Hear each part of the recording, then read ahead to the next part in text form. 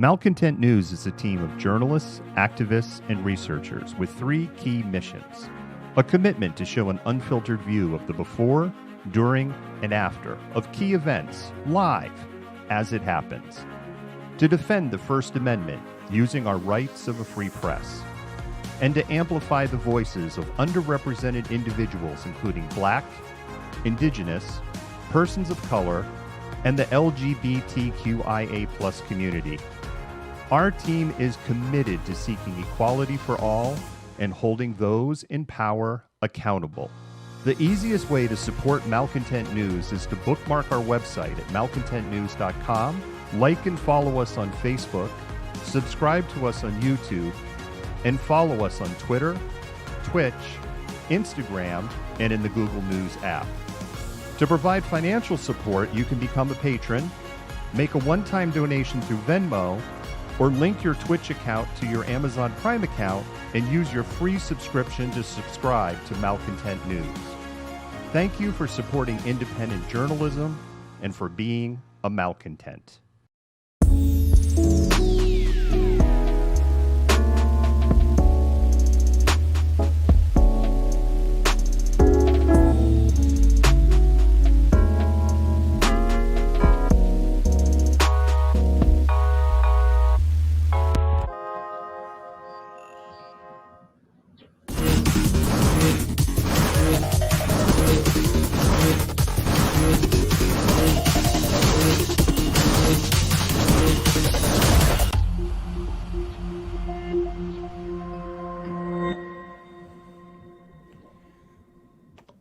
Good evening, Malcontents, and welcome to another episode of Malcontentment Happy Hour. I am David. I am the Malcontent, and today is Monday, March 8th, 2021. And let me pull in my co-host, the amazing Jennifer Smith. Jennifer, how are you doing this evening? I am doing well, David. How are you? I am doing very, very well. We've got a fair amount of stuff to cover, a lot of ground to cover tonight. And but I wanted to kind of open up with, over the weekend, we had the Senate reach a resolution on the $1.9 trillion COVID relief package that's back to the House. And that is expected to be on Biden's desk by the end of the week. Yeah, that's, exciting news because there's a lot of great stuff in there. They had to make some compromises. There's a couple alarming things that we talked about over the weekend that aren't in there, like an eviction moratorium extension. So we'll have to see what happens there. We're definitely going to have to see what happens there. Very interesting. One thing that jumped out at me, Ted Cruz was on the floor being Ted Cruz. One of the things that he made this long statement about how every illegal alien in the United States of America was going to get a COVID relief check in this package. And he was soundly roasted on the Senate floor for that statement because the relief package payments are set up the exact same way they were set up by the Trump administration. And no one without a Social Security number is getting a check. Yeah, well, that's a kind of a funny statement from a man who just got roasted for taking his family to Cancun while Texas, suffered without power during a snowstorm. But okay.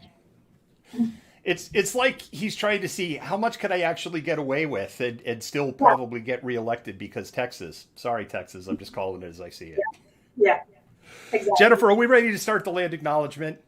Let's do it. Okay.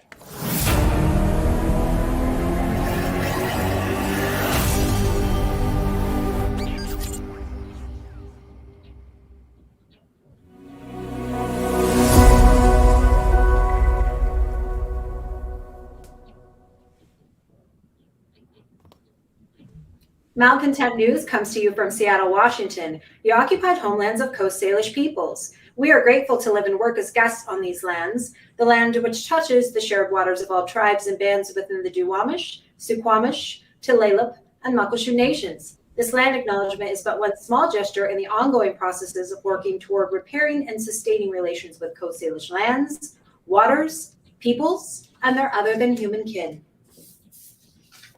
Jennifer, I love how you've got the timing on that, like right to the video. It's fantastic. And I really, I say it every time you do this. I am so glad you introduced this to the show. It really adds, and it's a critical thing, and it aligns with my personal beliefs. So once again, thank you for bringing that.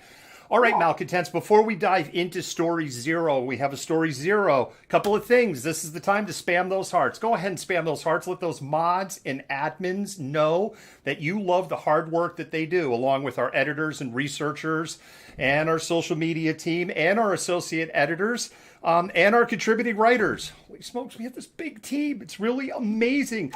The other thing you can do if you're just like, you can do a like. You can do that too. Plus, I don't get to hit the like button very often. The other thing is, let's see if I can get the right button this time. Oh my goodness, I'm getting better at this. You can go ahead and follow us on Twitter. That's a channel that you can absolutely follow us on. And another one is YouTube. If you can go over to YouTube and subscribe over there, or just make a note in your head, like, go subscribe over to YouTube. Even if you don't watch us on YouTube, go over there and subscribe, because we're close. If we get a few more subscribers over there, we get to do some cool stuff. And with that, Jennifer, we've got a story 0, a breaking news story out of San Francisco. There was an incident that happened on Sunday. The video just hit at about 7 o'clock tonight. Jennifer, I know you haven't seen it, so you're going to see it for the first time, and I'm going to go ahead and roll this clip, and we could spend a couple of minutes unpacking it. They don't fuck the man. Fucking nigga, and I got corona. Yeah, what's up? Fuck you too. What you gonna do? What you gonna do? Don't touch my property. You about to get your ass beat the shit. Now you about to get beat the fuck up. Yeah, now you about to get beat the fuck up. Now you about to get beat the fuck up. What's up? You don't touch my property. You don't buy it. You don't buy it. I don't give a fuck. I bought it. I work hard for it. You're not in the middle of nowhere. So what's up? Hell no. So Bitch ass did it like this? Kick us out in the middle of the fucking thing. Are you stupid? I really have to like do something. Did I told you to get out in the gas station? You didn't. So that's only some of the video, Jennifer, that happened in San Francisco yesterday. Woke San Francisco. Yeah, like woke Seattle. Yeah, like woke Seattle, apparently. Mm-hmm. Jennifer, I'm going to start. I know we talked real briefly on this, and I've said this before, and I know I'm probably going to get roasted in the comments for my view on this. I have said that everybody is racist. I have said that over and over and over again, and I don't see this like as a case of, I'm calling reverse racism or something here. Here you have somebody who is of Central Asian descent. They are Indian, Pakistani, Afghani. We don't exactly know, but they're in that geography. There are 3 black women in the back seat, and at the bare minimum, this is classism. This is horrific classism at the bare minimum. Clearly, they're anti-maskers. They grab his property. They rip his mask off of his face in the video.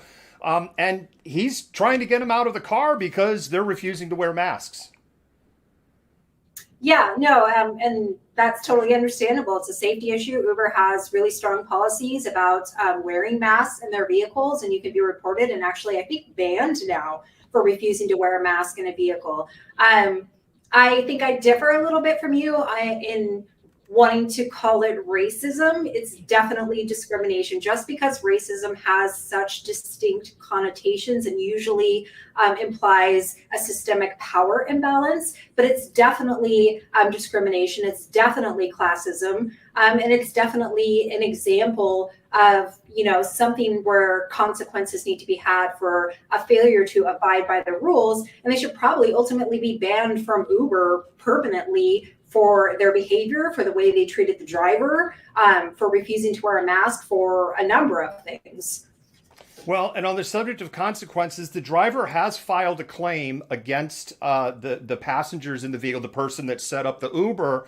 And as of that video coming out at 7 p.m. tonight, Uber is yet to even respond to the driver, and it's been over 24 hours. But now that this is blowing up on social media, we're one of the first kids in the block to be playing this, because when I pulled this video down, I think it only been played about 159 times when it hit. So this is real fresh stuff. Jennifer, I think Uber is going to have a lot to say about this in the next 12 to 24 hours. Yeah, and just on a quick historic note, we need not forget how the ways in which San Francisco and the West Coast more broadly has treated Asian people. If you look back to the Chinese Exclusion Act and the ways in which Japanese people were treated on the West Coast during World War II, this is not something that's new. This has, historic resonance because of those particular things. And, like the Chinese Exclusion Act actually originated from politicians on the West Coast. Yes, it did. And the very dark history all along up and down the West Coast with horrific history in our backyard in Tacoma, Washington. But we could talk about that some other time. Yes. And with that, Jennifer, I think we're actually going to go ahead and move to story number 1. Okay.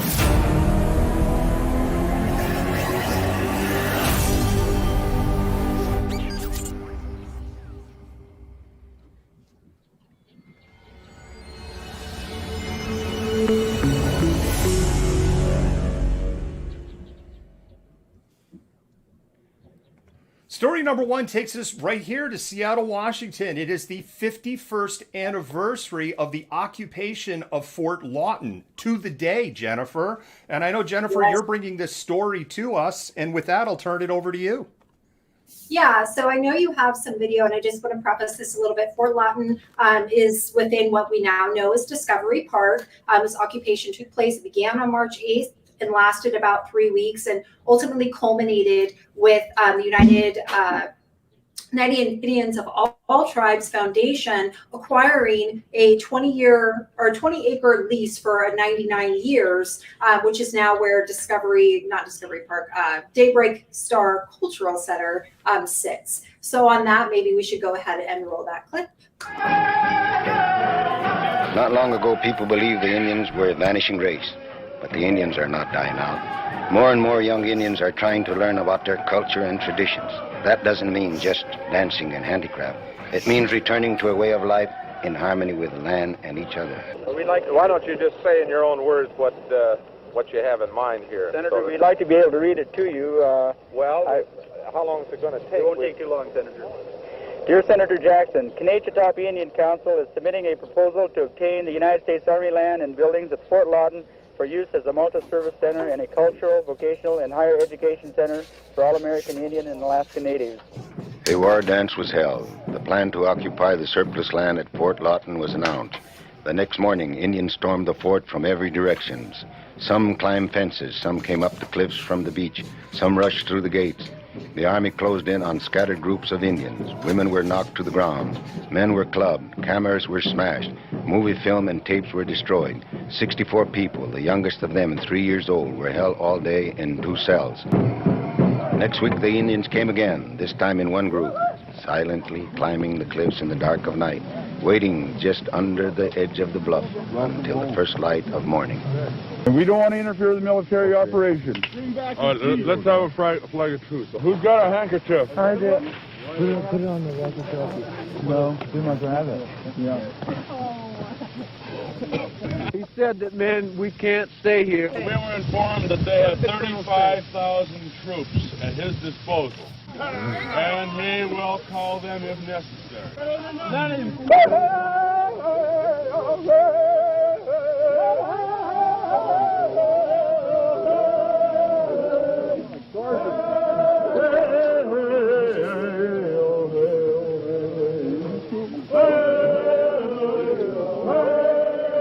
A few, including the movie cameraman, fled back down the cliff, pursued by MPs.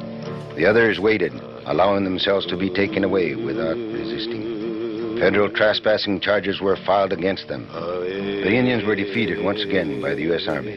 Young Sugar Frank spent his first day in jail, and his family knew that there would be more times, many more times for all of them, and that they would go on fighting because they saw more and more Indian people coming together. In victory and defeat, they were being united.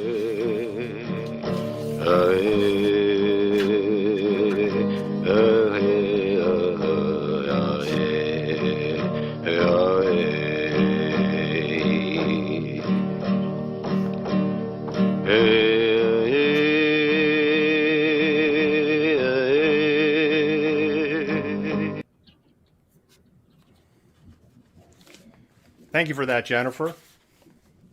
Yeah, so I mean, this is Fort Lawton is interesting because it's situated within this kind of longer history of Indian activism within the Pacific Northwest that led to really incredible things like the Bolt decision, and other gains for Native peoples in the 1970s. But what happened is, this occupation was led by Bernie Whitebear, who was a local Native activist in the area prior to the occupation. And so the night before the occupation, Whitebear organized actually a powwow because he wanted to really kind of bring the community together and not make some of the same mistakes that were happening at the occupation of Alcatraz that had been ongoing since 1969, and of course culminated after 18 months in 1971. But when they actually initially scaled the fences, they didn't realize that there were reserve military police still there. And so reserve military police actually called in reinforcements from Fort Lewis and the SPD. And so, accounts basically recall that these reinforcements through tear gas, they removed occupants through blackberry bushes into awaiting vehicles. The occupation continued. And as Lonnie Reyes, who is actually Bernie Whitebear's brother, recalls, more than 500 Indian and non-Indian allies, as well as increasing media coverage, created this, what they called Resurrection City, which allowed the occupation to continue. And Resurrection City was supplied with food and clothing by local community members. The Army at one point actually became so frustrated with the occupation, it called in troops from Fort Lewis to install nearly 1 mile of concertina wire around the perimeter. But these protesters remained undeterred, tried to scale the fence on the south end again on March 12th, bringing teepees and drums with them. They were then again accosted by the military police, and then ended up going back out and just, protesting and gathering outside of the gates again. There was a negotiation phase where Bernie Whitebear was advised to create this organization, which is where the United Nations of All Tribes Foundation came from. So they basically convinced BIA Commissioner Louis Bruce to put a hold on Fort Lawton land as surplus federal lands, which allowed them to put in an early application for the lands before the city of Seattle, which really pissed off then Mayor Wes Ullman. But Senator Henry Jackson was up for re-election. He had a bad image with Native peoples. He thought that getting in good with them via this route and kind of putting pressure on the BIA to give them some of this land in Seattle was a good thing. And so he kind of, not altruistically, but for his own gain, helped out with that. And so as a result of these negotiations, as I said earlier, they were awarded a 99-year lease for 20 acres of land within Fort Lawton, which is now Discovery Park. And so in 1973, the city of Seattle dedicated $500,000 for the construction of a cultural center, and the Economic Development Administration awarded the foundation $250,000. Both ended up putting in more funding because the actual final cost of the cultural center was around $1.2 million, and then it was opened in 1977. So the United Nations of All Tribes Foundation continues on even after Whitebear's death from colon cancer in 2000, and it provides a number of services to Native peoples in the Seattle area and beyond, including family services, a preschool at Daybreak Star, a Native veterans program, an elders program, a youth home, employment support, and more. Daybreak Star also holds an annual powwow and gathering over the summer, usually during Seafair, which draws Native peoples from all over the state and beyond. And although it's unclear if that's going to actually happen again this year because of COVID. Yeah, an interesting thing that I've read in researching the video for you, Jennifer, is some of that footage we saw.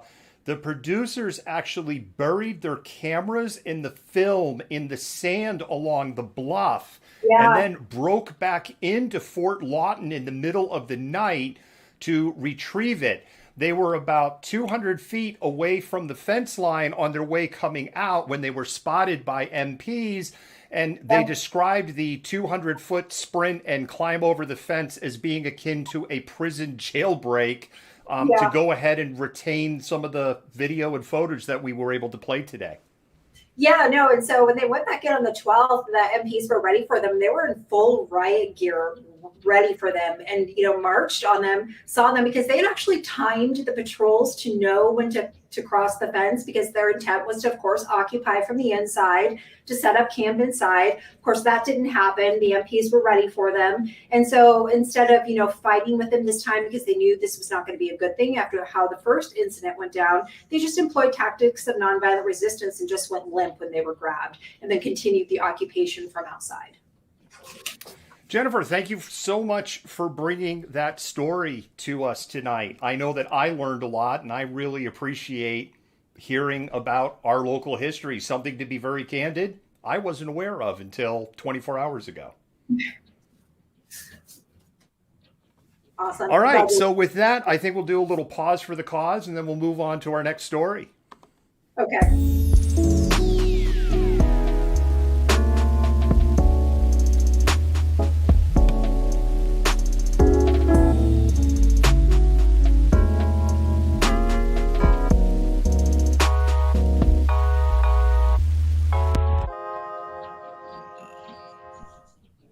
Hi, Malcontents. I'm David, the Malcontent, and I'd like to talk to you for a moment about supporting independent media. When you support us, you help us bring the before, during, and after. You help us defend the First Amendment. You help us amplify BIPOC and LGBTQIA voices, and you help us hold leaderships at a local, state, and federal level accountable. None of this would be possible without support by viewers just like you.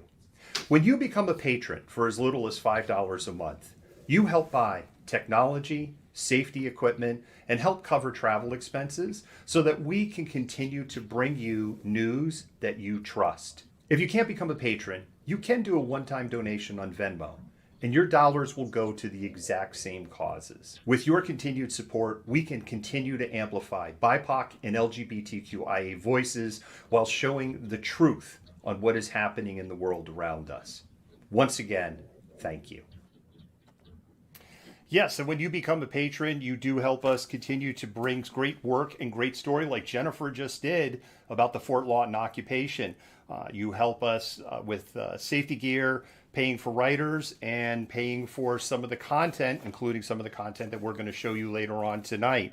And we know that we really appreciate and mad love to our patrons. Go ahead and spam those hearts to our patrons and the people also that do Venmo. I haven't said this in a while. You just even toss $5 in the Venmo jar. $5 donations buys us a news story. So it actually goes a lot further than what you think. So with that, I think we'll go to the next segment.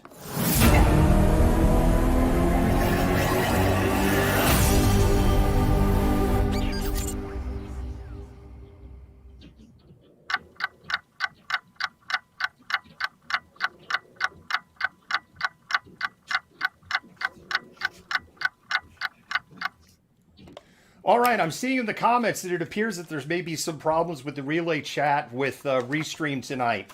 Sorry, there's nothing we can do about that. Mods, I know we have mods at least on 3 channels, so mods, when we ask you to kind of post some stuff for Malcontentment Minutes, can we just assume that it's not getting posted across those channels? All right, it's Malcontented Minutes. This is where you get to choose the news, sort of at the end of this. Jennifer and I have 20 minutes. We have 10 stories. We're going to go ahead and tell those stories. We have a story that kind of falls in the bucket of other, one that's BIPOC, one that's LGBTQIA, one that is funny, and one that is feel good. We have 2 stories each. Admins, mods, if you can go ahead in the individual chats and drop the link to the poll. What, there's a poll? I get to choose the news? Yes, there is a poll. What you get to do is you get to pick the story that you want Jennifer and I to unpack a little bit more at the end of the show. Now, you could go look at the poll right now to learn what the 10 topics are, but I wouldn't vote right now until you get to hear the 10 stories. And we're going to change it up a little bit tonight. Jennifer's going to go first tonight. Jennifer, are you ready? Yes. All right. And the clock is running. So I know we have a short clip, but I'm going to preface this a little bit. Recently, Meghan Markle and Prince Harry did a bombshell interview with Oprah Winfrey. And so basically what they detailed was the ways in which Meghan was treated because she is half Black, conversations that were had in the upper echelons of what they call the firm about concerns they had about the child's skin color, Harry and Meghan's child's skin color after birth, the ways in which she felt suicidal at some points because of how she was treated, strained relationships with family, and also, how they were treated by the British media and some of the reasons that they stepped back from their duties. So I think you have a clip for that, David, and why don't you go ahead and Speaking to roll that. Oprah, the Duchess of Sussex described a world that left her isolated and feeling trapped. I remember so often people within the firm would say, well, you can't do this because it'll look like that. You can't, can I go and have lunch with my friends? No, you're oversaturated, you're everywhere. And I said, I've left the house twice in 4 months. I'm everywhere, but I am nowhere.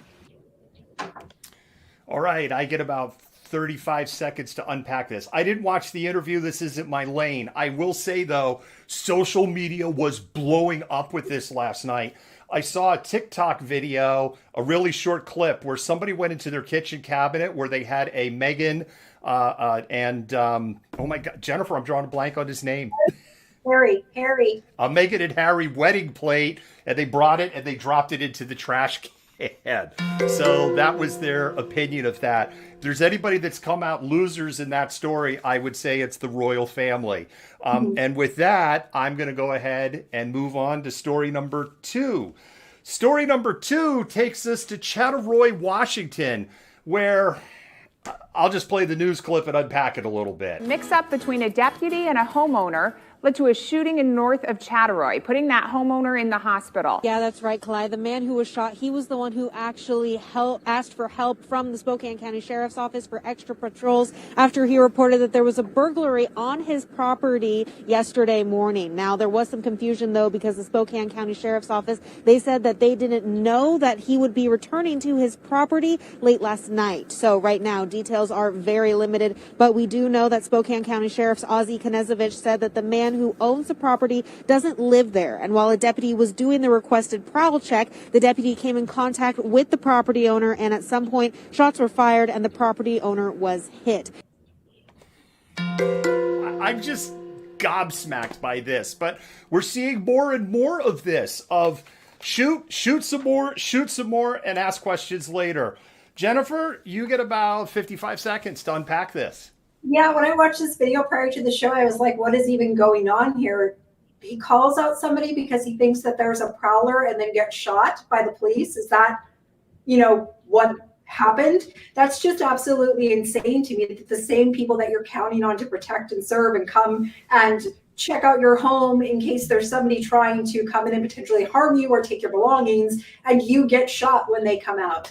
I honestly have no words. The thing that stands out to me is the silence of the Blue Lives Matter folks on this. Look, police are human beings and they make mistakes, and I get that. But it's just kind of like, well, this just didn't happen. We don't want to talk about it. And it points to, for me, Jennifer, the fallacy of the good guy with the gun. Here we have a good guy with the gun, but police departments across the country have said when the shit hits the fan, we don't know who a good guy with the gun is. Exactly. All right, we're going to move on. Story number 3. So Deb Haaland, who went through a very contentious confirmation hearing, of course, is the first Native American woman, and Native American more broadly, to potentially become Secretary of the Interior. And so her nomination was considered favorable, voted 11-9, and is now advancing to the Senate, which is fantastic news. It is very, very likely that she will be confirmed. She actually picked up some support, even though, some Republicans called her radical and said that she was not the best person to oversee issues pertaining to the Native American people. But okay, so it looks like she's on her way, and this is a really historic moment, and I am very excited about this. And I agree. I'm very excited about it also, Jennifer. I get some bonus time. That doesn't happen very often. I'm really excited about this. She is eminently qualified for this role. She is an outstanding individual with a tremendous track record. And Honestly, if all they kind of have against her is, oh my God, she actually might do her job. Yeah. There isn't a whole lot that you have in there. 9 Republicans voted against her confirmation. 2 voted for, and one or two voted for, and the rest were Democrats. And she will absolutely, assuredly be passed in the Senate. Yeah. All she needs is 51 votes. My belief is she'll get a lot more than 51. Yeah, me too. So this is something big. We'll have to follow up on it when she actually gets confirmed, but this is pretty exciting news. All right, we're going to move on to story number 4. Story number 4, I'm going to go ahead and roll the video clip first. Confusion and uncertainty just days before jury selection is scheduled to begin in the high-stakes murder trial of former Minneapolis police officer Derek Chauvin. The Minnesota Court of Appeals ruling that trial judge Peter Cahill made a mistake by rejecting prosecutors' attempt to reinstate a third-degree murder charge against Chauvin for his role pinning a knee to the back and neck of George Floyd for some 9 minutes. Chauvin already charged with second-degree murder and manslaughter, but some legal experts believe the state may need that middle charge of murder 3 based on the facts of the case, including autopsy results showing high levels of drugs in Floyd's system. It's not an open and shut case, murder in the second degree. It just isn't. Third-degree murder, by definition, causing the death of someone during an act eminently dangerous and with a depraved mind, without regard for human life.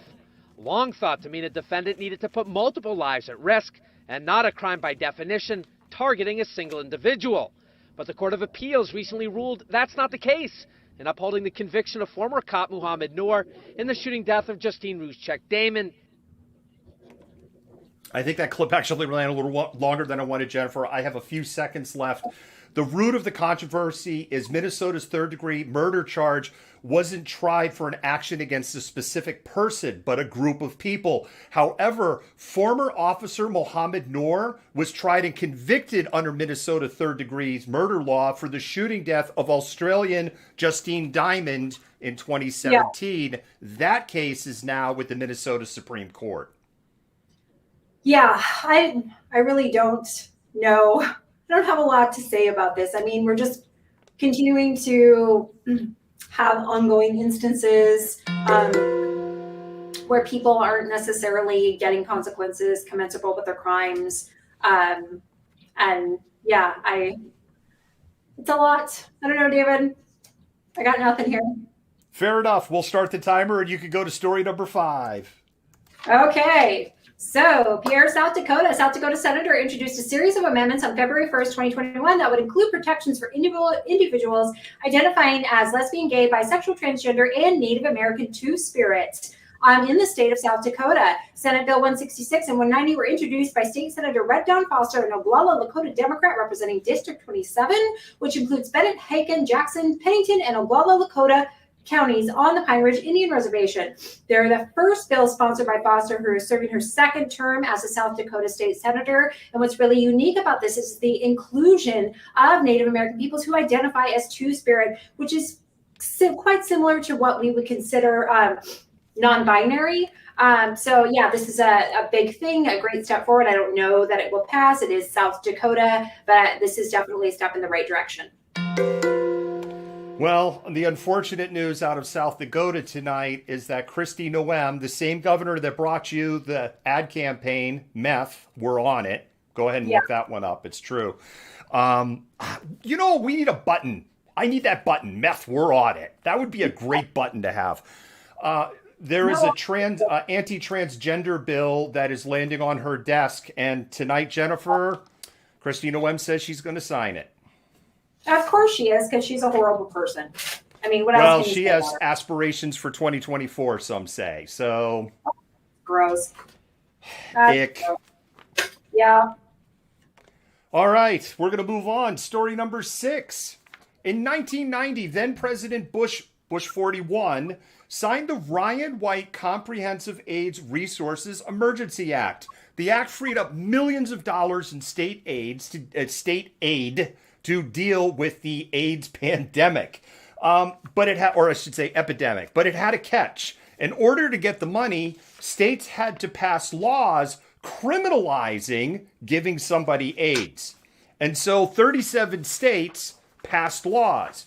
making it either a misdemeanor or a felony. That includes the state of Virginia. Virginia made infected sexual battery a felony punishable up to 5 years in prison and a $2,500 fine. The World Health Organization and the CDC has begged for these laws to be pulled back, and it appears Virginia may be the first state to do it.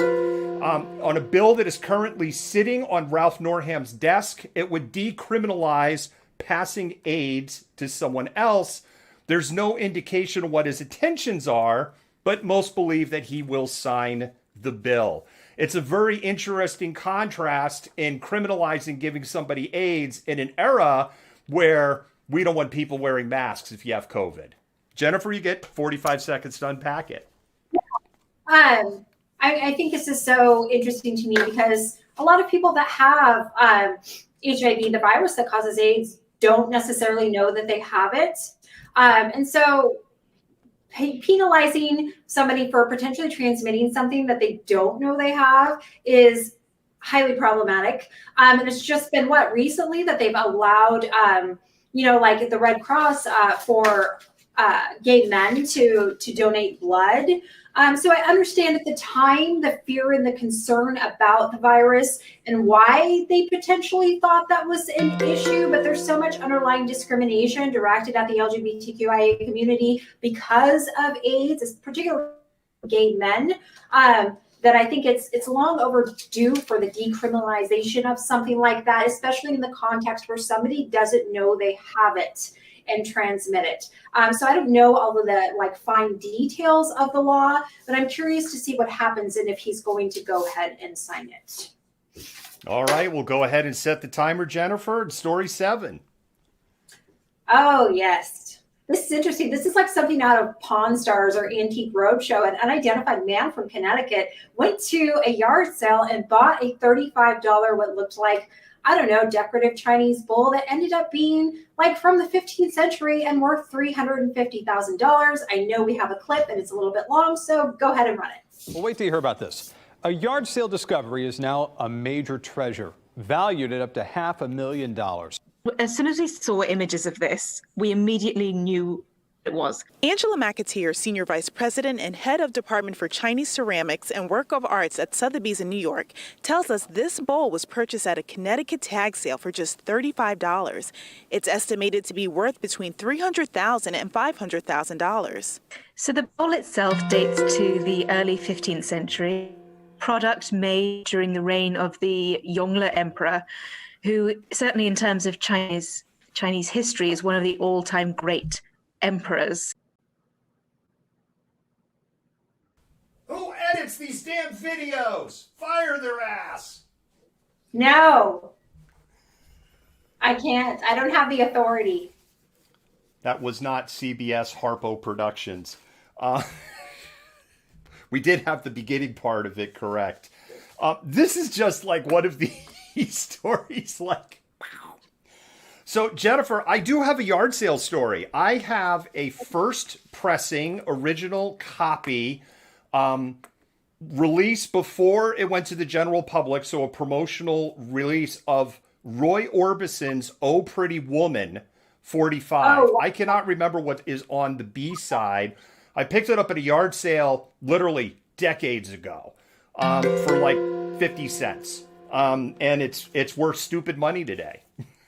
Wow, that's really cool. Really, really cool. Yeah, and of course, as soon as I realized it was worth something, it's never been played since. It's just in a very safe spot where it won't get too hot and melt. And there's actually more to that story if people want to unpack that story. But with that, we're going to keep moving, and I'm going to go to story number 8 and pray to God there isn't another video error in this one. All right, we're going to go ahead and start the timer for story number 8. A woman cuts line at Bed Bath & Body Works. I knew I was going to do Bed Bath & Beyond. I have a mental block of this. At Bath & Body Works, and just watch the video.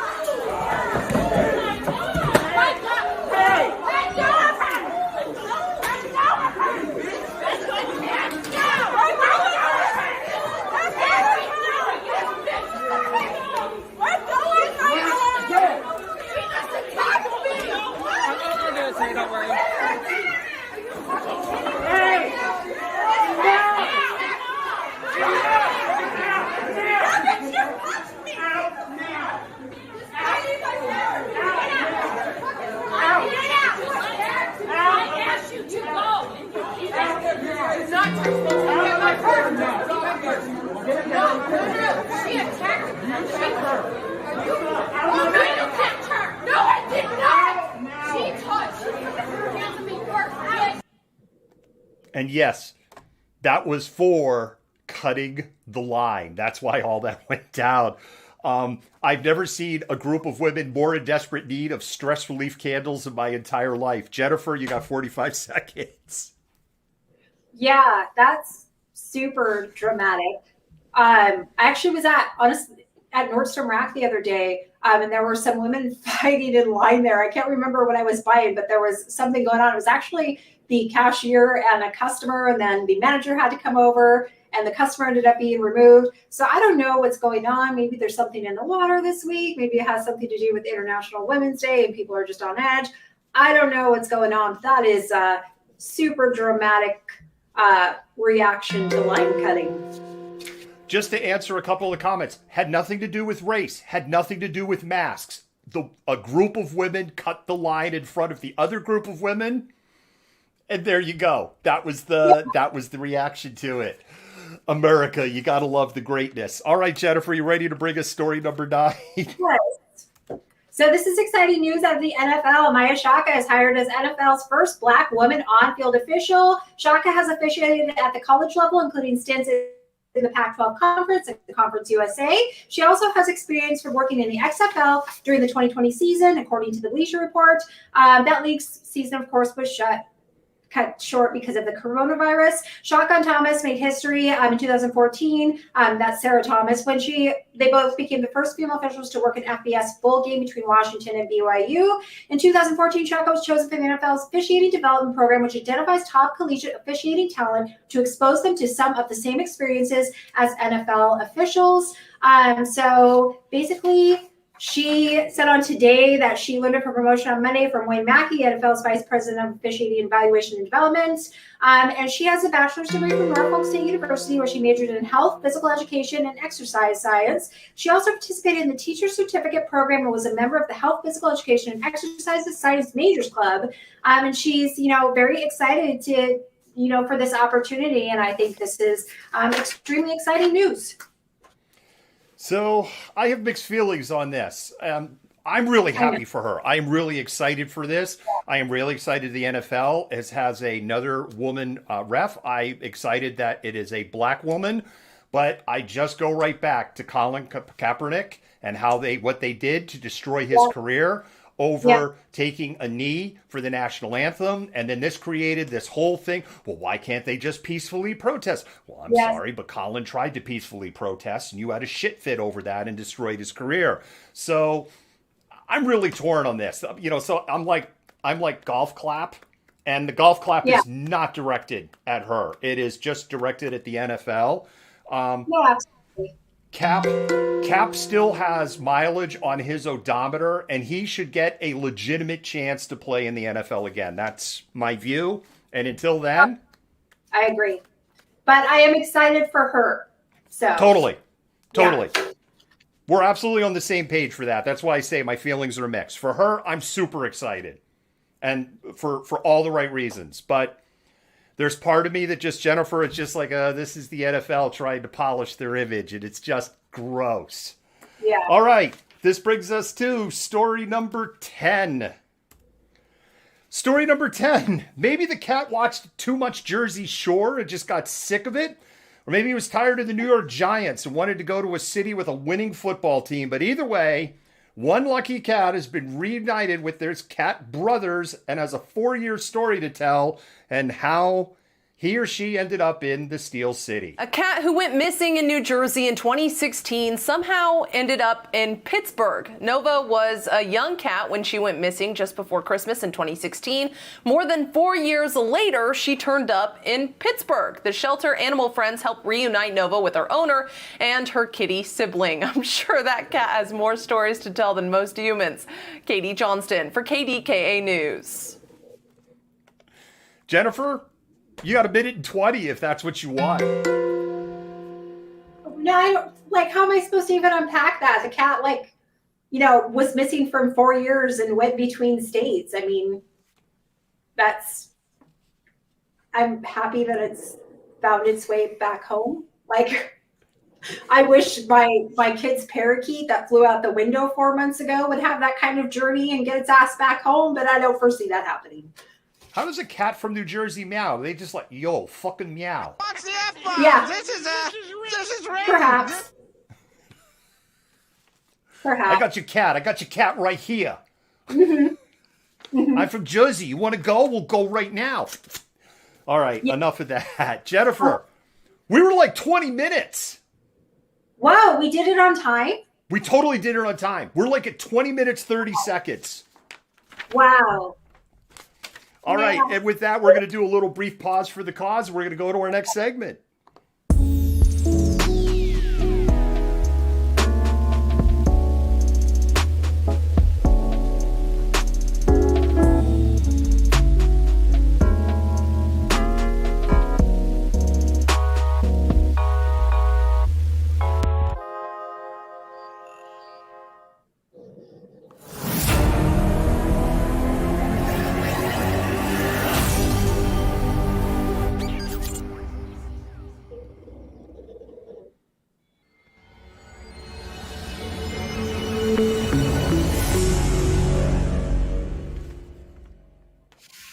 Before we get started on this clip in this segment, this is just another good time to say, spam those hearts. Oh, totally forgot something here too. Mods and admins, go ahead and drop the link to the poll. Now is the time for you to vote. I was so excited that we did this in 20 minutes that I was totally all about vote for your favorite story. Go ahead and drop that link to the polls. You get to vote now for your favorite story. That's the story that Jennifer and I are going to unpack a little bit at the end. If it's a video clip, we'll just play the video. Like, if you're like, I just want to see the Bed Bath. I did it again. The Bath and Body Works fight again. You can pick that and we'll just play the video again. And so with that, also another thing, we're going to start. It's time to spam those hearts again. Spam those hearts. Mess with the Facebook algorithm and the Twitter and Periscope algorithm. If you haven't done a share or a watch party, please go ahead and do a share and watch party at this time. Jennifer, there was a march over the weekend for Black Trans Lives, but Black Trans Lives. And our field producer, Renee Rakety, was out there, and we have some video and highlights of that march. Great. Blowing in the wind, barely breathing.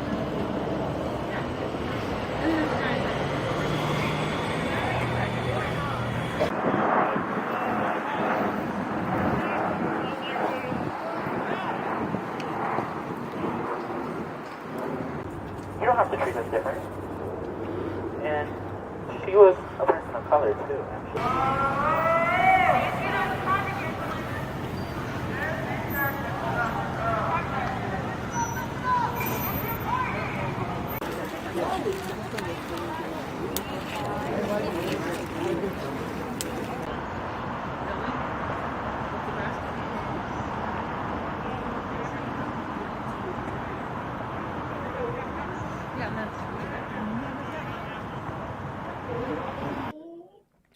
You know, Jennifer, I've talked about this on the show. A Black trans individual has a lifespan in the United States that is under 40 years. So a Native American living in the Pine Ridge Indian Reservation, which has 35% homelessness, 50% high school dropout rate, 50% alcoholism, and the poorest county in the United States of America, actually has a longer lifespan.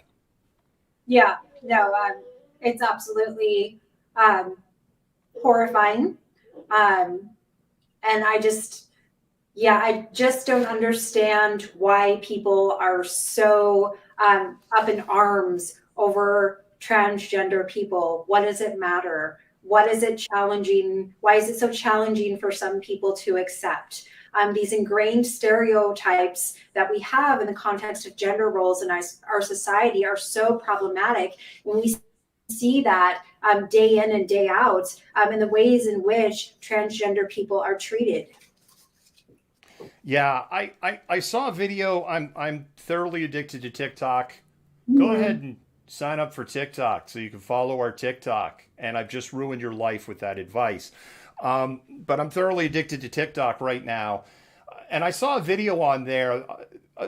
I've liked a couple of videos from people that done on trans. There's one trans woman in there in particular, a younger woman. I love her content about her experiences in trans and her viewpoints. And so in liking some of that content, I'm seeing a lot more of this content. And I saw one, Jennifer, that was really fascinating to me. It was a trans woman that goes, was answering the question, what does it make me if I'm cis, if I'm straight and I'm attracted to somebody who's trans? They're like, it just makes you cis. They were like, there's nothing wrong with you. And I don't know. Once again, I'm up here, the old Jewish white guy that's balded with gray hair in the burbs, trying to explain this to the world. I don't get what the problem is. I don't. Yeah, I don't get it either, but it stems from these ingrained gender roles that we've had for so long, and people's resistance to stray from those in any capacity. I mean, look at, the things we went through the 50s and 60s and 70s and the uprising. I can't think of her name now. Phyllis, I can't think of her name now, who was so, staunch, domestic, women need to be domestic laborers and, hold on, push back against the women's movement and feminism and, really just, cling to these domestic housewives, roles. And we're still seeing so much of that now. And during, Women's Month and on International Women's Day, I think it's high time that we really worked to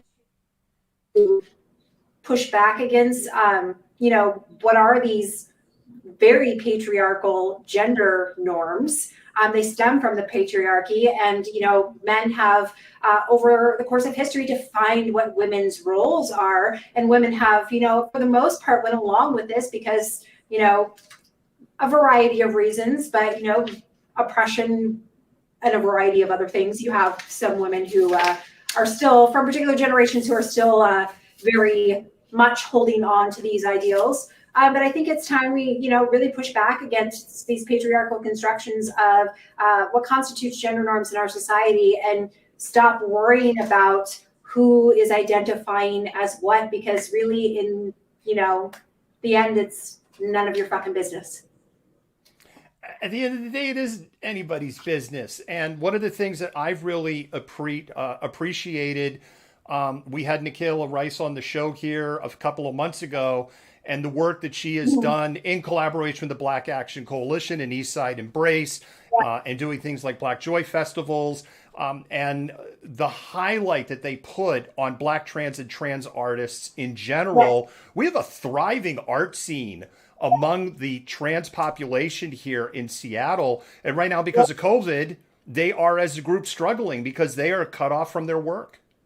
Yeah, absolutely. In fact, I was going to talk to you because I was sent a link by one of my fellow instructors at Seattle South about actually like a trans artist exhibition that's coming up via Zoom within the next couple of weeks. And I asked for permission to share that with all of you. And so I'm just waiting for her to email me back. But once I get that confirmation, I'll send you the information, David, and you can share that with people. Well, we thank Renee for shooting that video. I know we have some lives that are planned. There's a lot of events that are getting ready to come up. We have some lives that we have planned for that. Due to operational security, I'm not going to talk about which lives we are and we aren't doing. But we are going to be doing some live broadcasts coming up here over the week. And we know we get a lot of people that watch that. And of course, we'll have some Behind the Poll if there's something worthy for Behind the Poll. Jennifer, I think we're going to go to our next segment.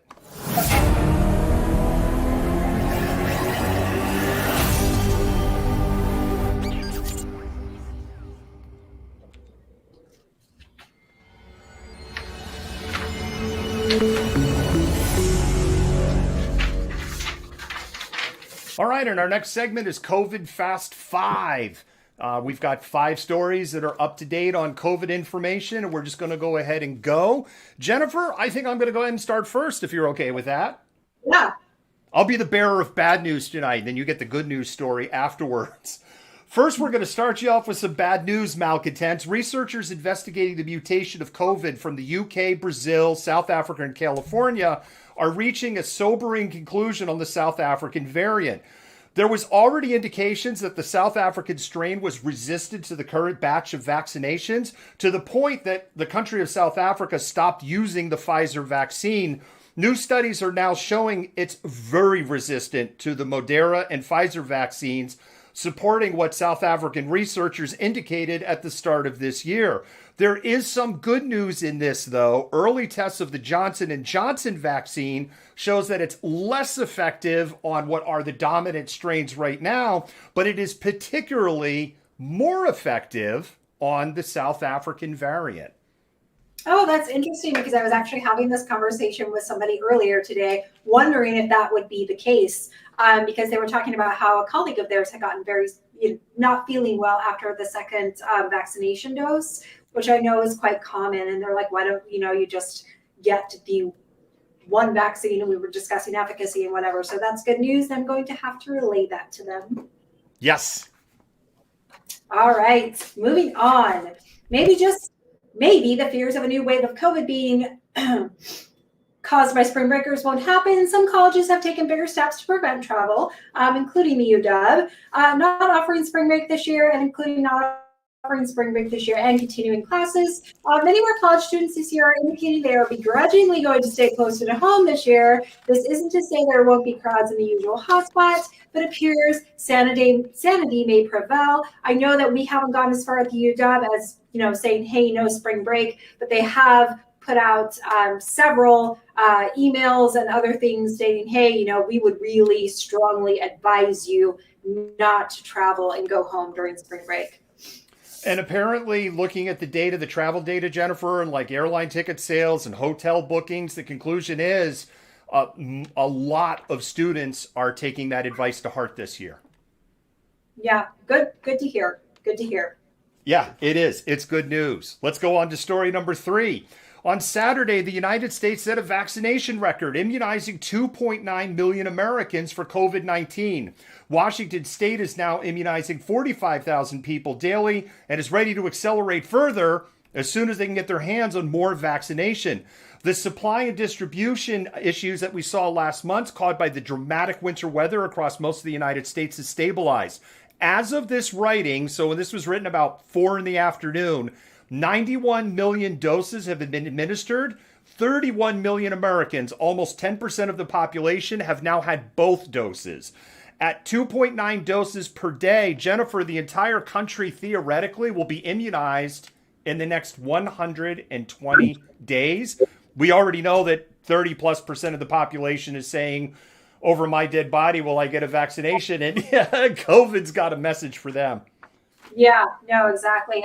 Yeah, that's definitely positive news, especially after your first being the bearer of bad news point on the COVID Fast 5. All right. Moving on.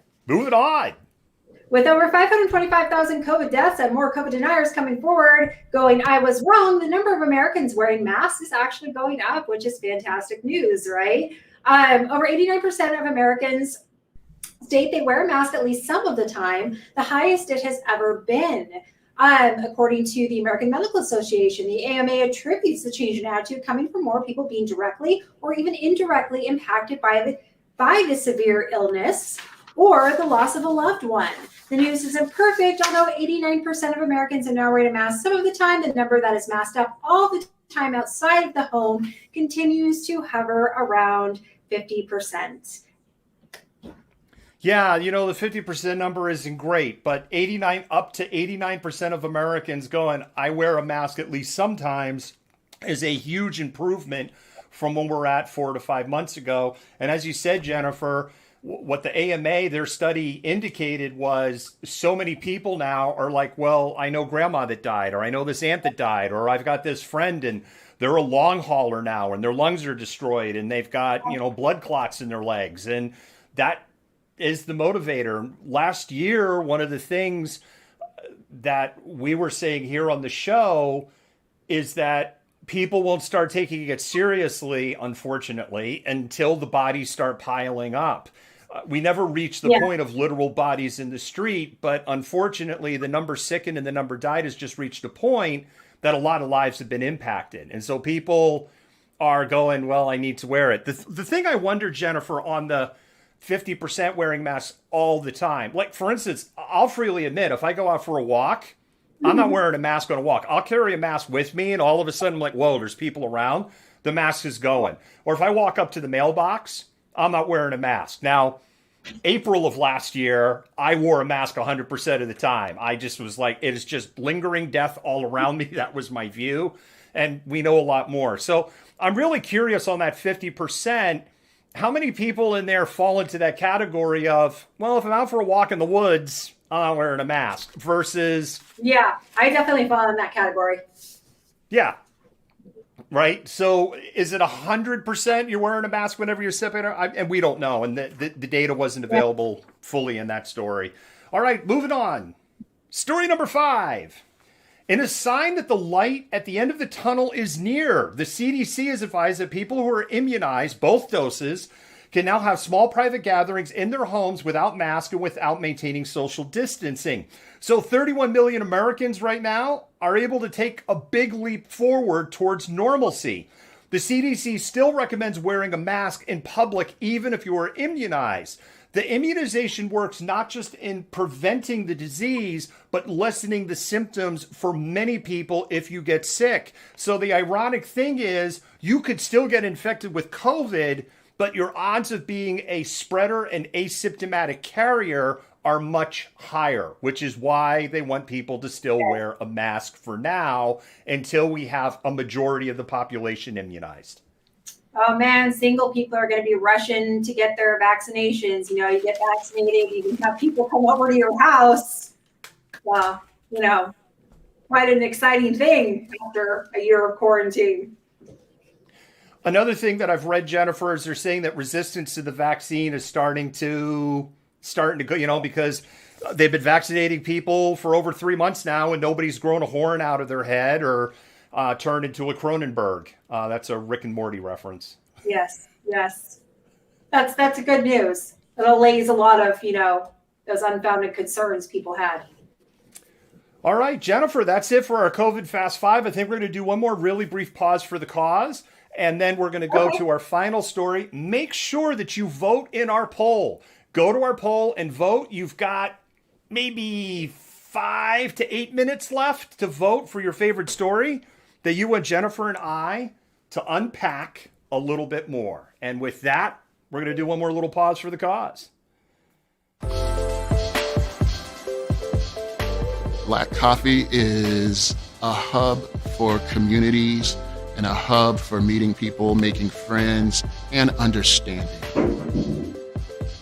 What Black Coffee is to me is a place to actually call home, a place where Black youth will feel welcomed, where Black families will come and feel like they're at home. What we're trying to build is more than just coffee. Community is something that we do naturally. We know who's in the community, we know what the deficits are, and we're trying to fix that. We want to bring people together. My hope is that the phrase grounded in excellence shows up everywhere and that it becomes a movement. I'm looking forward to hanging out at Black Coffee with my friends and feeling safe. Black Coffee to me means opportunity for people like me and my other friends and family to come here and do homework safely and hang out and stuff like that. That is happening. It is happening. Black Coffee Northwest, located in Shoreline, Washington, on the west side of the highway between 170th and 180th. They have tremendous coffee, great merch. And Jennifer, the night would not be complete without at least one mention of the potato scone. It's like a scone and a baked potato with cheese and onion had a baby. And it's just delicious and soft and amazing. And you need to go get one. Yeah, just keep rubbing it in, David. Just keep rubbing it in. And with that, we're going to go to our final story. Okay.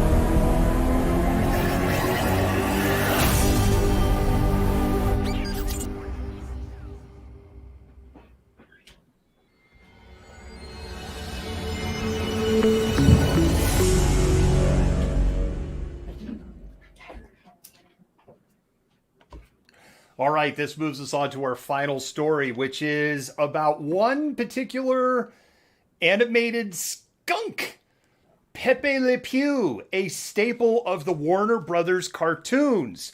And Jennifer, I have a clip that I'm going to play. I just want to let everybody here know, first of all, the clip is really short. The clip is embedded in a window.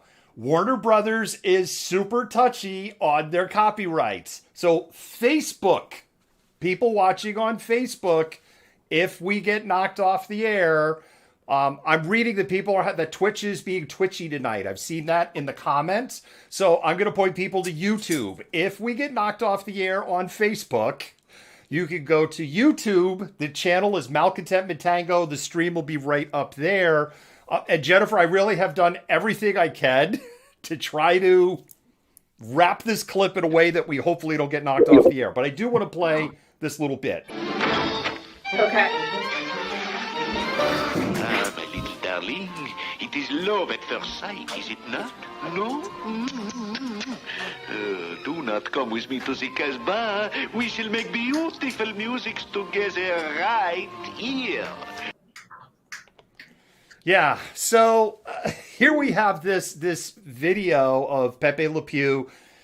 Look, I get we're looking through a filter of a different time, but he runs ahead, locks the door, doesn't let her in, let the female cat out. I mean, I get these are animated characters, and then gets rapey. I just don't know how else to put it. It's not funny anymore. When I was a little kid, this was funny. As an adult, and Jennifer, this has creeped me out as an adult for decades now. And the older I get, the ickier Pepe gets. Yeah, no, he is. Watching that, I was like, man, that's one rapey skunk. The problem is it normalizes that kind of behavior.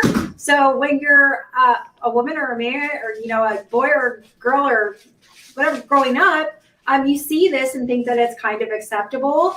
And so women have had to kind of deal with that behavior and kind of brush it off for a very long time. There's my giant son walking by. So yeah, I think it's high time things like that go away, but Disney also needs to do its due diligence and get rid of Pocahontas too. Yeah, and I have this next clip that I want to play because what's happened, Jennifer, the controversy that blew up today is they're doing a second Space Jam movie. I don't exactly know why they've waited over 20 years to do a second Space Jam movie, other than this is the quest for more money, because this is just going to be introduced to an audience that I really don't think is going to appreciate many of the Looney Tune characters at this point, because they've been out of mass circulation for years. As a Gen Xer, and I'm sure Gen X and millennials that are probably watching the show probably remember Saturday morning cartoons were still a thing, and the Bugs Bunny Roadrunner show was a big thing on ABC, and they would have, a 2 to 3 hour block on Saturdays of Looney Tunes. And I think a lot of us grew up watching these, or at least familiar with them. But I think when you kind of get to middle millennial, it's like it's Space Jam. Maybe you caught something on Boomerang. Who these characters are, but I don't think you have the affinity. Warner Brothers has pulled a scene with Pepe Le Pew that was going to be, I believe, with Michael Jordan out, where Michael Jordan was explaining to Pepe Le Pew essentially rape culture. And just kind of like, you're doing this all wrong, bro. And then they decided to pull the whole scene. The scene has actually never been fleshed out. So, and this happens in movies a lot. And this happens in production. Jennifer, as you know, and working on this show, there's stuff where we go through the editing process and we're like, oh, we really want to show this. But if we show this part, now all of a sudden this video is 7 minutes long and we know people are going to be leaving. So we have to throw this on the cutting room floor. And this is basically what happened with this scene. But Jennifer, the cancel cultural people are losing their collective shit tonight over this. I don't even get that, but whatever. It's a cartoon character. Clearly Pepe does not know what consent is. We're in a culture that has historically victimized women and oppressed women through aggressiveness and rape. And it's, we've seen the lack of consequences for that. And so I think pulling that out is a good start. And, Warner Brothers doing something positive. I read about the Space Jam thing earlier, and I think that's particularly interesting. But I also think it's, weird that they hypersexualize animated characters in that way. So yeah. Well, look how Lola Bunny was hypersexualized, right? And Lola Bunny is a more modern creation in the Looney Tunes canon. I don't think Lola Bunny shows up until like the 1980s. Yeah, exactly. Exactly. So yeah, this weird like hypersexualization of female animated characters. So for people who are like, this is cancel culture, I got two things. The first thing I will say is nobody made Warner Brothers do this. They did this as a business decision, independent on their own. Warner Brothers actually got ahead of this when they came out and was like, we made this decision a while ago because he gives us the creeps. He's creepy and rapey. And Jennifer, I have this clip from 2006. 2006! I would love to be able to play. Okay. I was with my nephew. We sitting there, we watching Pepe Le Pew, and I say to my nephew, I said, now pay attention to this guy because he's funny. I used to watch him when I was little.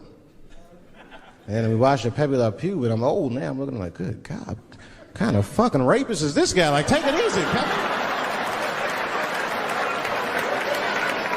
My nephew was sitting there cracking up. What's the F-bomb? This is written.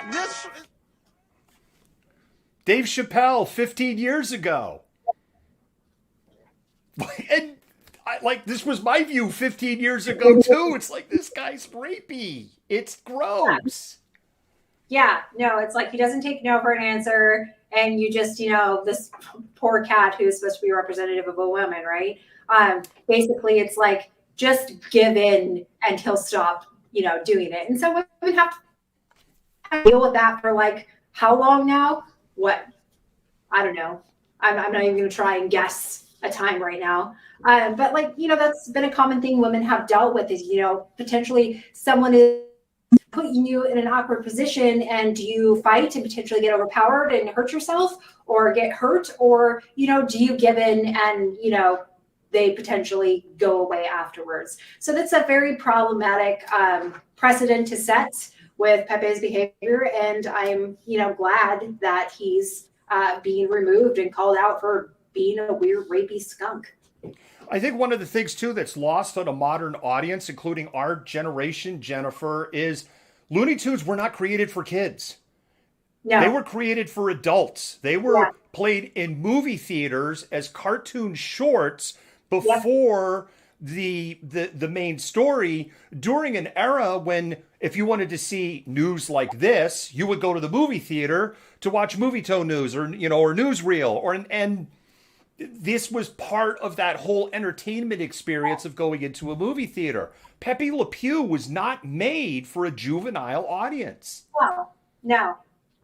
Yeah, no, and that's something a lot of these people that are, crying because of cancel culture or whatever, probably don't recognize either. But I think the whole cancel culture thing and the people like crying about Mr. Potato Head and Pepe Le Pew and all these other things, you're just, so concerned about change. And it just stems back to this whole idea of potentially people in positions of power, because it's usually white people of a particular generation crying about this stuff, feeling like they're losing their power and it's going to other people and it's somehow going to negatively impact them. Because the thing of it is, especially if we're talking about white supremacy more broadly, it's this fear that people who get into a position of power that don't look like you, that don't, share the same ideals and characteristics as you, are going to potentially treat you the way that you treated them.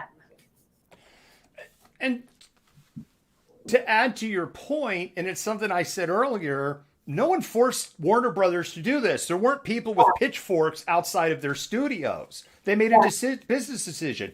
Hasbro made a business decision. The Mr. Potato and Mrs. Potato thing hurts my brain because they actually didn't take Mr. or Mrs. off the box. They just put it in the corner. The other thing on that is it just goes against, because people go, it is not about gender norms. Okay, Mr. Potato and Mrs. Potato Head have no genitalia. Yeah, but the Mr. has a mustache and the Mrs. carries a purse. I see. So it's about gender norms. Trump 2024.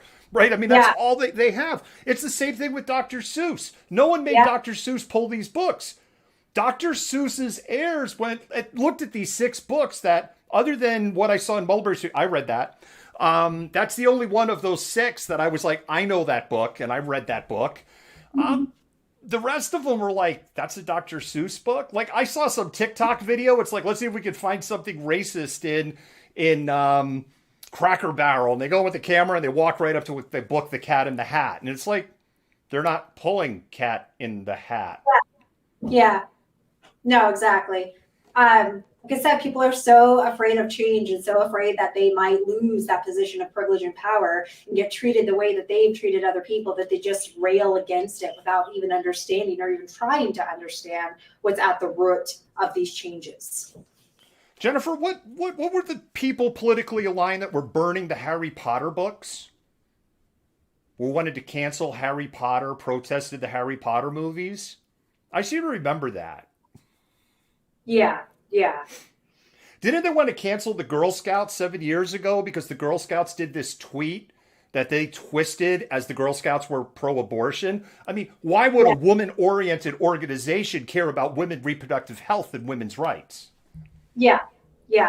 It's just, again, it's this whole, wanting to keep the status quo and, reaffirm supremacy and entitlement and all of these benefits that white people of a particular leaning have, to ensure that they continue to have them throughout the rest of their life and then can pass them on to their progeny. Didn't they just try to cancel a whole election? Yes, they did. Yep. Oh, I hit the wrong button. Gosh darn it. Hallelujah! Holy shit! Oh, there. I mean, the joke's dead because I hit the technical difficulties button. It's right next to that hallelujah button. Mods and admins, we need to know what the winning story is because we're kind of to the finish line. So if you could go ahead and let us know, and I know right now, like 3 mods and admins are going over to the story and they're arguing with Sidney Powell and Rudy Giuliani over the validity of the rights. Jennifer, I heard that the state of Georgia wants to block anybody that did a mail-in vote to tonight's poll. They feel that it is unfair and it could be an opportunity for cheating.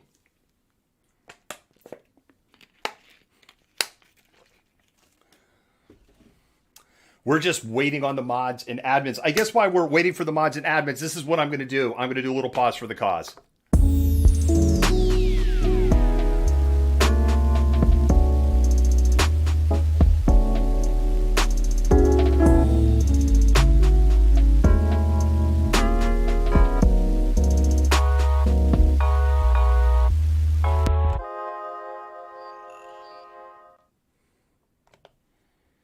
Count every vote. Count every vote. All right, the vote has been determined. It is the Chauvin case. That is what I am being told is what they are looking for us to talk a little bit more about on story number 3. We just lost Jennifer. Now I am going to have to hit the technical difficulty.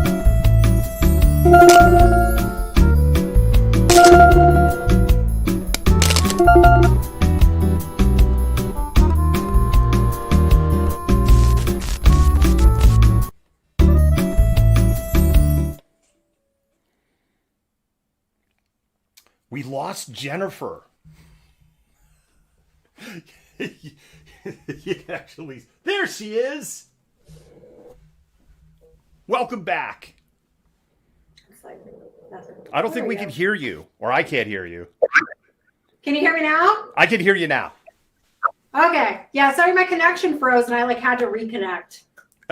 It happens. I got to legit hit the technical difficulties button.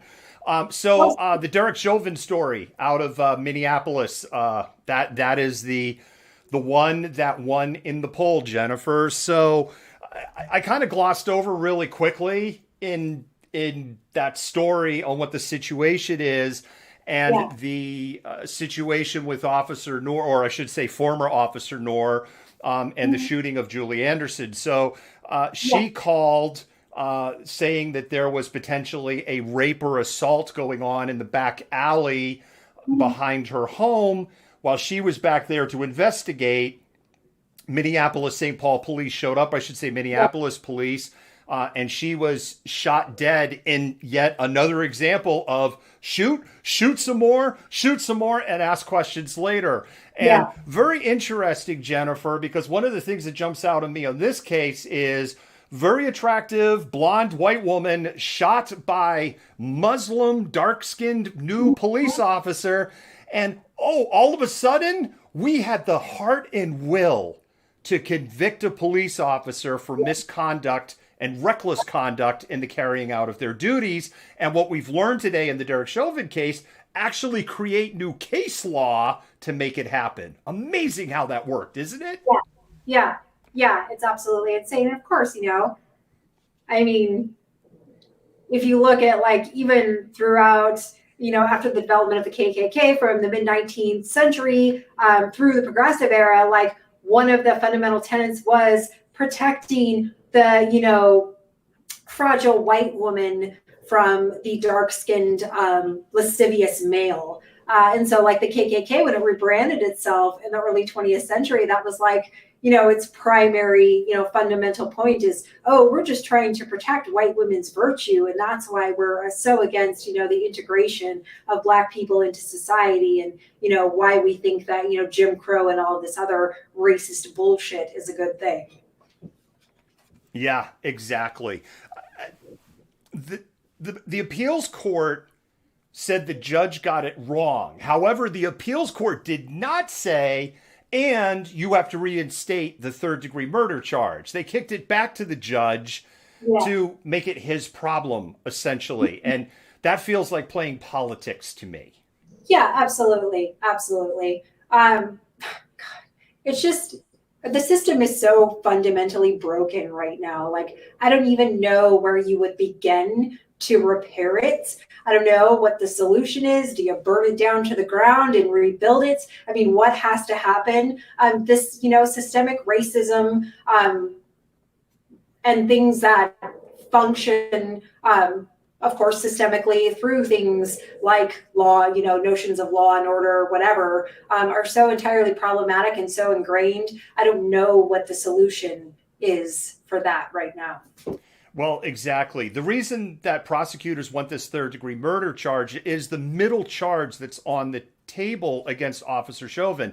He's facing second-degree murder. In the video clip that we played earlier, there was a legal expert that said that a second-degree murder charge is not a slam dunk from a prosecutorial standpoint. I agree with some of the comments, too, on the reporting that was kind of ew when they were like, and he had drugs in his system. Drugs, he had drugs, right? I mean, he practically put all that emphasis on, he had drugs on his system. And I totally agree with the comments that came up there on the bias on that. The lesser charge that's below that is like an involuntary manslaughter charge. And the belief is from legal observers that this third-degree murder charge, which could put Officer Chauvin in prison for up to 25 years, is the one that can stick and has the most teeth. Okay, I mean, that's from it's probably common sense from a legal perspective, but I think people are just really wanting more justice. I think it's just about justice that's commensurable with the crime committed. Because it's such an ongoing thing that never seems to have any sticking consequences, until you begin to make examples of people that continue to do this, you're just going to continue to have these issues. But again, white supremacy is ingrained, it's systemic, and until you start to dismantle the institutions more broadly and the institution of white supremacy itself, you're not going to see these big systemic changes in justice that people are hoping for. Yeah, and I totally agree. And there isn't a lot of progress. I put this on our Twitter today. There has not been a lot of progress. We talked about this in our editorial board call, and the poll data is showing this. There is about 20% of people that were saying in the Black Lives Matter camp that on the day that Joe Biden won, went mission accomplished. It's all done. We got rid of Trump. I don't have to worry about it. All problems solved. There's still kids in Yeah. cages. There's more kids in cages tonight with the Biden administration than there ever was with the Trump administration. Now, part of that is because the Trump administration practically dismantled our immigration system in the United States. But at this point, that is still at the feet of the Biden administration. $15. The $15 minimum wage, I don't zing them on that because that's more of a congressional and a Senate issue and filibuster. And Democrats should just friggin' get rid of the filibuster and go nuclear at this point. But that's a whole separate friggin' issue. And I don't want to rat hole on the topic on this. You know my view. I say the system isn't broken. It works perfectly. And more people need to be supporting the minority communities because that's why they're called minorities. There's less of them. And if we don't help, there is never going to be change. And the reality is the minority populations are going to outnumber the white populations. And it's not that far away, America.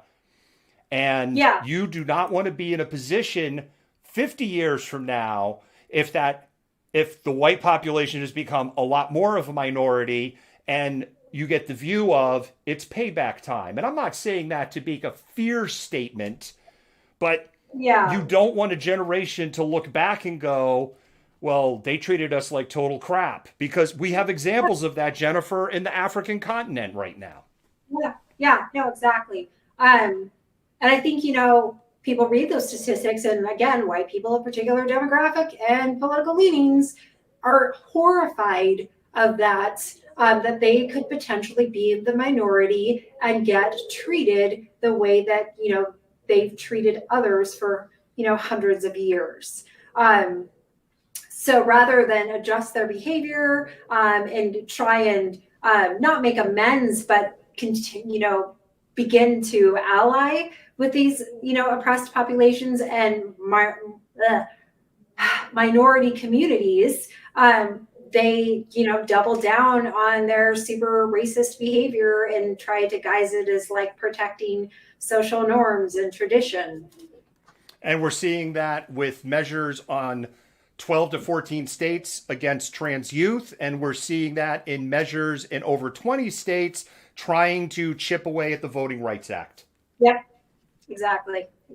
And all of those actions, almost all of those actions will be deemed unconstitutional, in my view, within the next 4 to 10 years. Yeah. All right, Jennifer, I think this is the part where we say happy trails to you and the rest of our audience. Thank you once again. It was a great show. Yes. Good night, everyone. Good night, everybody. Make sure to spam those hearts. Please give us some love on Venmo or Patreon. We need the love. We always need that love. And with that, Malcontent out. Malcontent News is a team of journalists, activists, and researchers with 3 key missions. A commitment to show an unfiltered view of the before, during, and after of key events live as it happens. To defend the First Amendment using our rights of a free press. And to amplify the voices of underrepresented individuals including Black, Indigenous, persons of color, and the LGBTQIA+ community. Our team is committed to seeking equality for all and holding those in power accountable. The easiest way to support Malcontent News is to bookmark our website at malcontentnews.com, like and follow us on Facebook, subscribe to us on YouTube, and follow us on Twitter, Twitch, Instagram, and in the Google News app. To provide financial support, you can become a patron, make a one-time donation through Venmo, or link your Twitch account to your Amazon Prime account and use your free subscription to subscribe to Malcontent News. Thank you for supporting independent journalism and for being a malcontent.